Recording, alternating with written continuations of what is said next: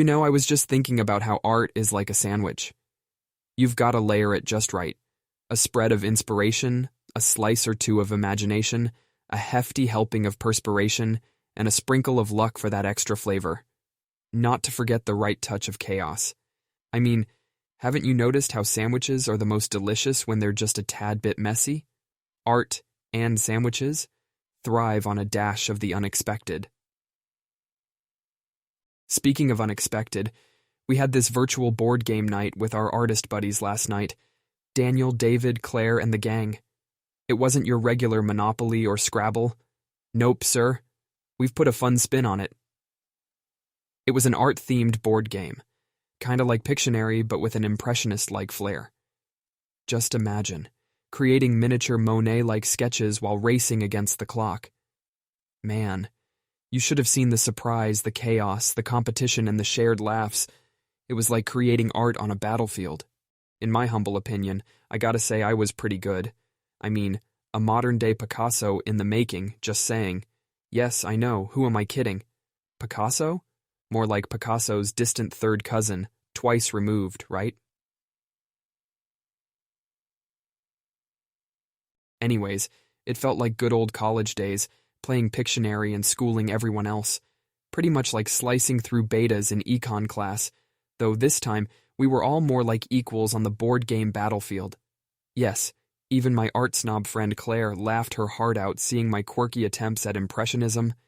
Success isn't always about winning, right? You know our mutual favorite, Nina? She was asking about our board game night too.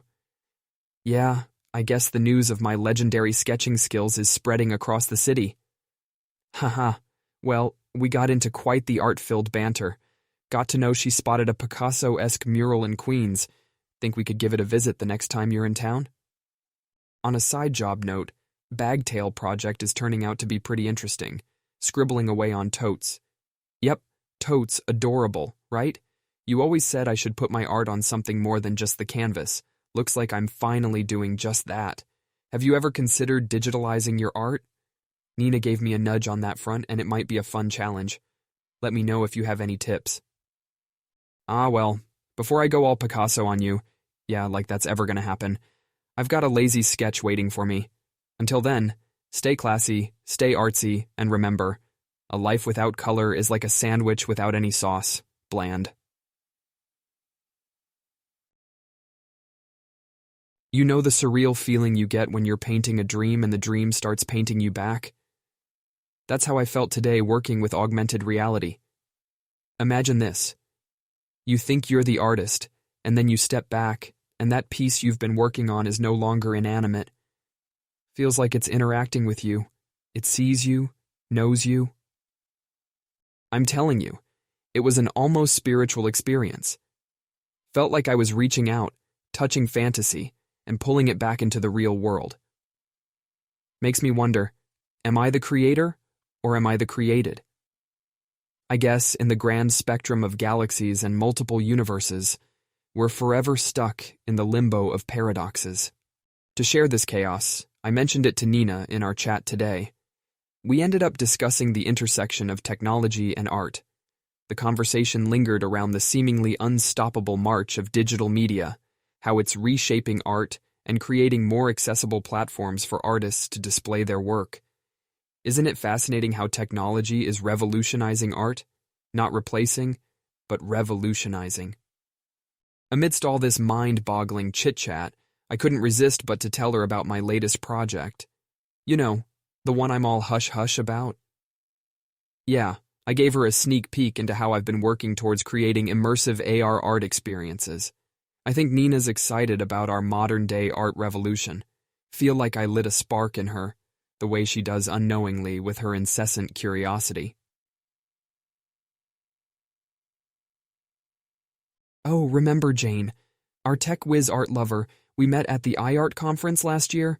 She started popping in my mind today. It's been a while we spoke about art and tech, and everything in between. Makes you wonder, why do we lose touch?